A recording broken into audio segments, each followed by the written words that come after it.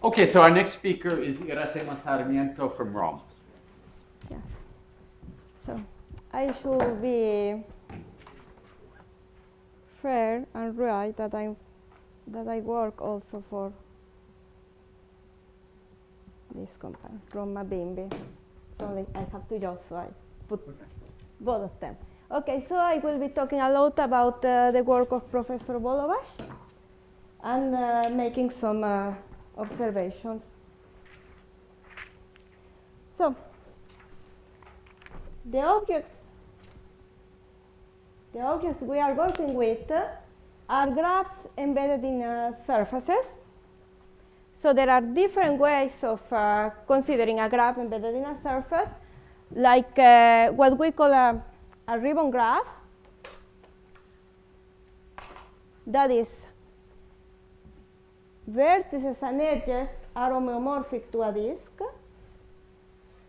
and we can either put it straight or twist it like in a Möbius band, or we can consider an abstract approach. That's the geometric approach, and that's an abstract approach considering graphs, putting signs on the edges, positive if we do not twist it, and negative if we twist the edge. And in each vertex, we put a cyclic order saying which edges come first.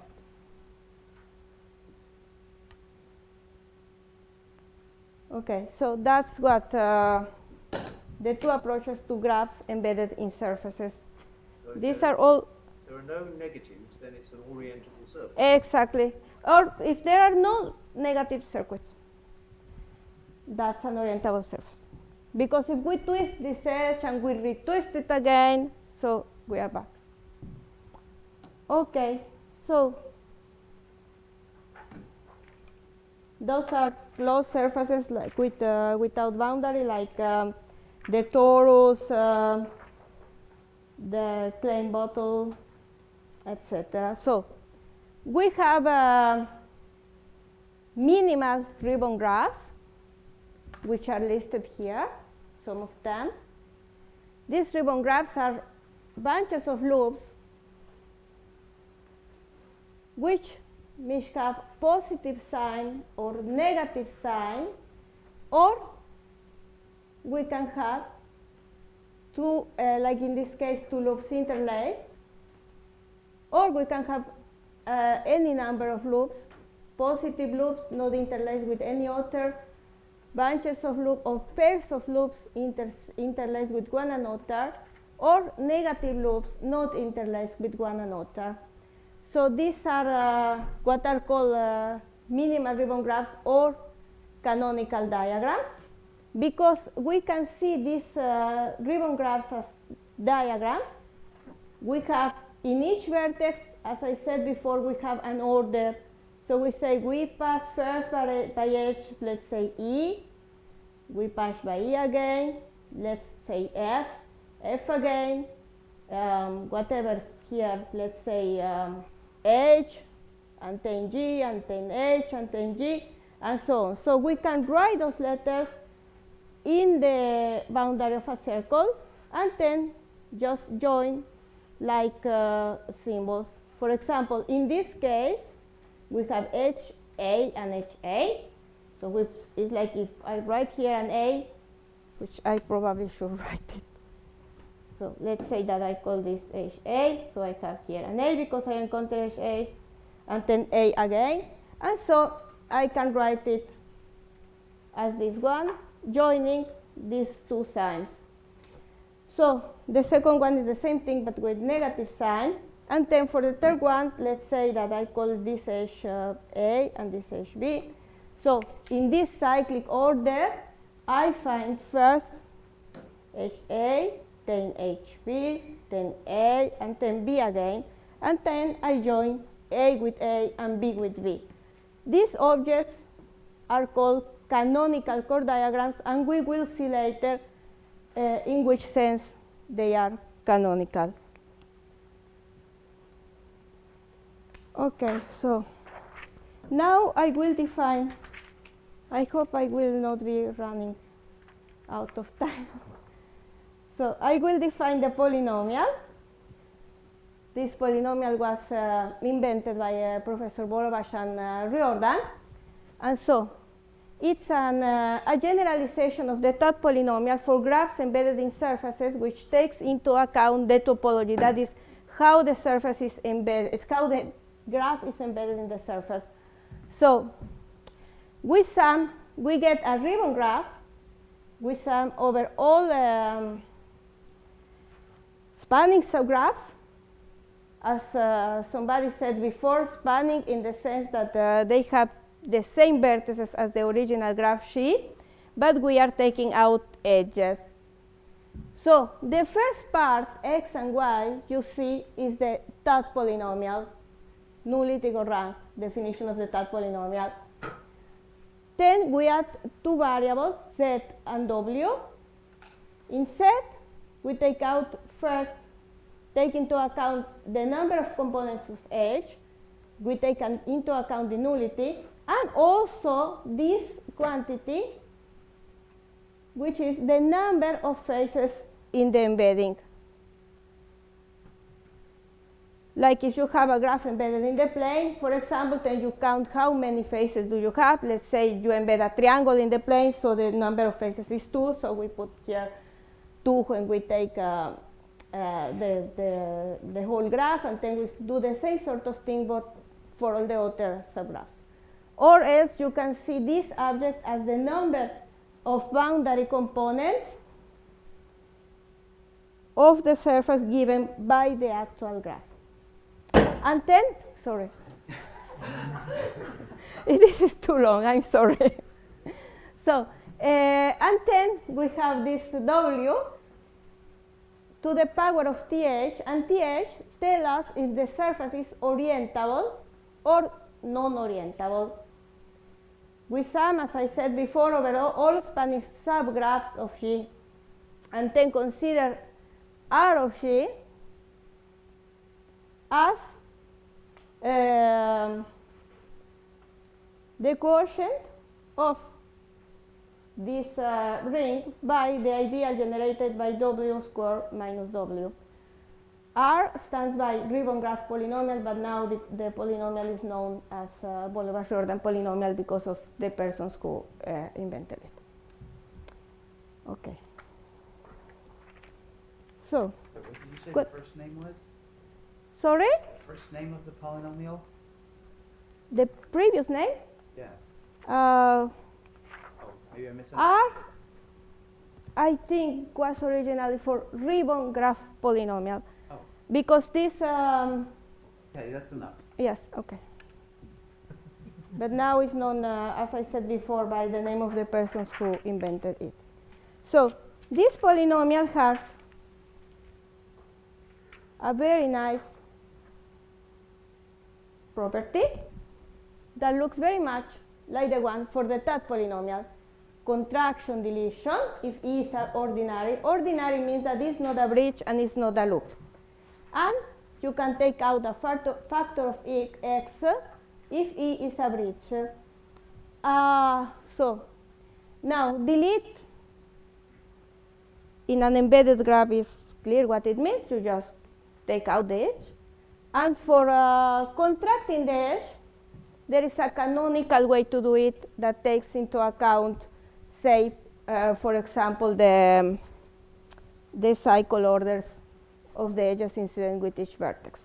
I will not go into this. Should there be a plus on the first line, or Sorry? on the first line, should that be a plus? Yes, I think so. Okay, so then we go like this, contract, delete, taking out bridges, and at the end, what we are, so at the end, what do we have? We are left with a disjoint union of vertices with loops on them. That's what I was mentioning in your talk about matrix theory when I said that what plays a very important role in this embedded graphs with the topology are loops. So now loops as I said in my last slide, can be seen as diagrams. And Bollobas and Riordan proved that every diagram is canonically equivalent to one of these canonical chord diagrams that I was mentioning before. And they are equivalent in a way that preserves this polynomial. So the equivalence for if somebody of you knows anything about knot theory, so this relationship will remember very much the Fortin relationship for Vassiliev invariant. Probably you, Steve, you know about that, right? So now let's take an example, a baby example, as people in this conference used to say. So then we get a graph, two loops interlaced at a vertex. That is this diagram, D2, 1, 0, as I said before. And the Bollobas-Riordan polynomial of this graph is as we have here. So we see no W because the surface is orientable in this case. Okay, so that's the baby example. Now we go to the universality property proved again by Bollobas and Riordan in their fundamental paper. So we say that G is a set of isomorphism classes of ribbon graphs, R is a commutative ring, X is an element of R, and phi goes from G to R, and has this property contract delete with a plus here, and you can take out bridges. Then Bollobas and Riordan proved that there are lambda I, j, k with these properties, such that we can write phi using the coefficients lambda I, j, k, and such that R I, j, k is the coefficient of x to the I, y to the j, w to the k in R. Well, so this means that. What does that of x mean? What You does write R-I-J-K of x? of x? Phi Of equals- x. This element here. Yeah, In but the- in the sum, I think it's Alan's question, it's my question anyway, Rijk brackets x. Oh, What is R sub I? It's the coefficient of. You have a polynomial in x, y, z, and w. Is that right? The ribbon polynomial is a polynomial in 4 variables? X, Y, Z, yes, and yes, W? yes. It's a polynomial in 4 variables. And so you're taking the coefficient of 3 variables, and maybe this should be Rijk of x, of z? No, it's actually of x. Of x.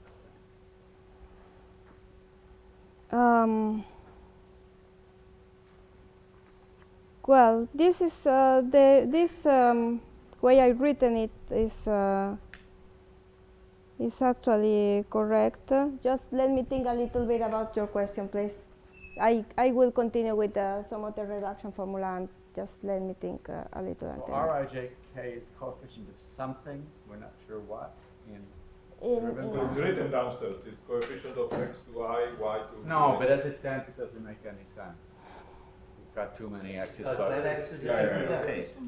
What? It's a different X. There are 3 different x's. Well, let me continue, and then we go back to this, because otherwise we will not. Okay, but I I'm mean, totally I will confused run at out. this I will run out of time. Anyway, what I wanted to say with this slide is that there was a property of universality of this polynomial. I mean, every invariant which is well behaved can be obtained from the Bollobas-Riordan polynomial. Okay, so this is what we call the recipe theorem. This was proved by me and Joan Ellis Monaghan. That is putting some more extra conditions in this for this invariance, then these are these conditions. It's well behaved with respect to contraction, deletion, and taking out a bridge. Then it has exactly this image for the canonical diagrams. It's multiplicative in disjoint unions of graphs, and these conditions assure us that the algebra works well. Then phi of g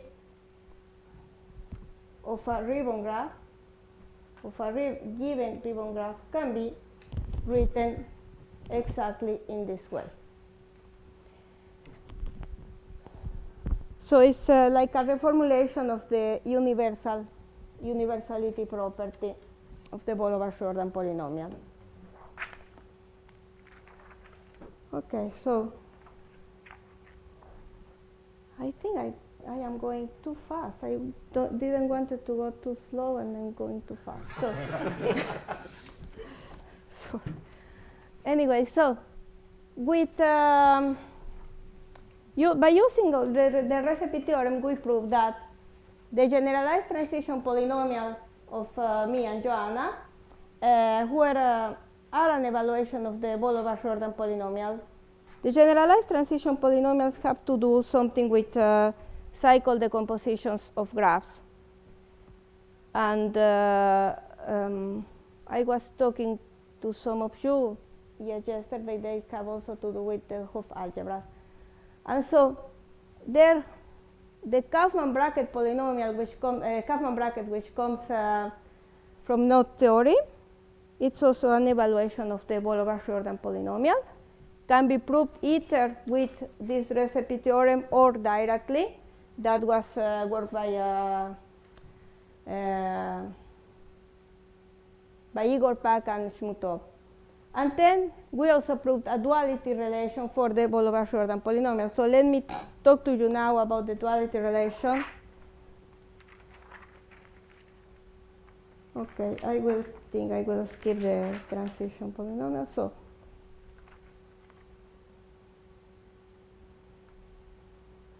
it was proved that, so that's the expression for the transition polynomial. So it was proved by Bollobas and Riordan that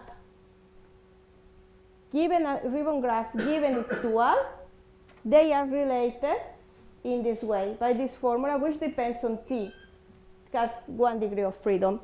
We proved using the recipe theorem this duality relation, which resembles, of course, very much the duality relation for the Tutte polynomial, and where we take into account 2 variables instead of 1 for the last variable equal to 1. So, and well, I think this is it, because I didn't want to go too much into the details, not to take too much time. We are now working in this, so I don't see Robert Schock here, but we will probably be working with the Bollobas Riordan polynomial for square lattices. Next. Yes? Tom? What was G star? The dual, sorry. That was the dual. Planar dual? Planar dual? No, also when you are in other surfaces, you can define a dual. So in which surface do you do the dual? So G comes embedded in a surface, right? Yes, because you have already the embedding. I mean, this is for embedded graphs or for ribbon graphs. So you are embedded in a surface, and then you can define the dual of the graph there. At least easier for the connected case. Okay. And what was the recipe theorem? I'm afraid that went by too fast to really Oh, for me to see sorry. what it was. The recipe theorem Maybe, then. maybe you could explain it a bit more. Yes. So that's the recipe theorem. The recipe theorem said I really don't want to go very much into all these conditions or the proof of the theorem, because then I will get technical, I suppose. But what it means is that if you have a function from a minor closed class of ribbon graphs that is closed under deletion contraction and that contains all the canonical diagrams. So that is contains all loops, sign, with positive or negative signs. And then you have a function from this class of ribbon graphs to a commutative ring with unity, to a ring with unity, which behaves well with respect to deletion contractions and taking out a bridge, and which has this expression for the canonical diagrams. That is, you can take apart what corresponds to the first diagram 2, 1, 0, that is 2 chords, 2 positive chords, or 1 negative chord, or one positive chord, or 1 negative chord. So you can take apart all of them in here. Then the function behaves well with respect to disjoint unions. And also you have these conditions which assure you that the algebra works well. This condition, for example, is necessary because we are working in the quotient by the ideal W minus W, W square minus W. So in this case, this function phi will be an evaluation of the Bollobas and Riordan polynomial in this precise way that we have written here. And that's how we got this, these things that I've written here. If you want, I can go a little bit into the details of this, like the generalized transition polynomial, the Kaufman bracket, and the duality relation for now, but we are working it, and we hope we will get some more evaluations, because this polynomial seems to be a very powerful object. And it seems just to be like the natural way of taking into the account the topology. Graph, okay. Sorry? I'm asking the ribbon graph. Is ribbon graph okay, embedded in a closed surface or a surface without with boundary? I'll go to the first slide It again. seems that Then. I saw that. I'll go to the first slide with again. So boundary. yes, so the boundary. Now. The boundary can be removed by pasting on cells. Exactly. So you take, for example, this graph here, like this. Vertices and edges are homeomorphic to disk, all of them. So you can just leave it like this, as it is, so it is a surface with boundary. If you glue the faces, disks to be the faces, this is a two-cellular embedding, then you get a surface without boundary, closed surface without boundary, okay? It's like, no, not together. I mean, think that this was positive, so maybe I should write. Maybe you can show me later. Well, okay, so you can, or consider this one. Consider this one, just the graph like this. So if you are like this, then it has a boundary. You can also say that you glue a disk inside, that is this one, and you glue another disk outside, so you get an embedding of this thing in the sphere. Okay? Yeah, but what we for this, what we really do is this ribbon graph. This is the cycle graph. So this one. So like this, then is a surface with boundary. If you glue in each boundary component, you glue a disk, then you get a surface without boundary. And then the polynomial is defined for these objects. Yes, Tom? Well, I'd like to say first, thank you for explaining this Bollobas Riordan polynomial and ribbon graphs and so forth. And the second thing is I'm happy to see you're working on sign graph theory. Yes, I'm coming back to that. Yes. I have done also some work, as you know, about sign graphs and so on.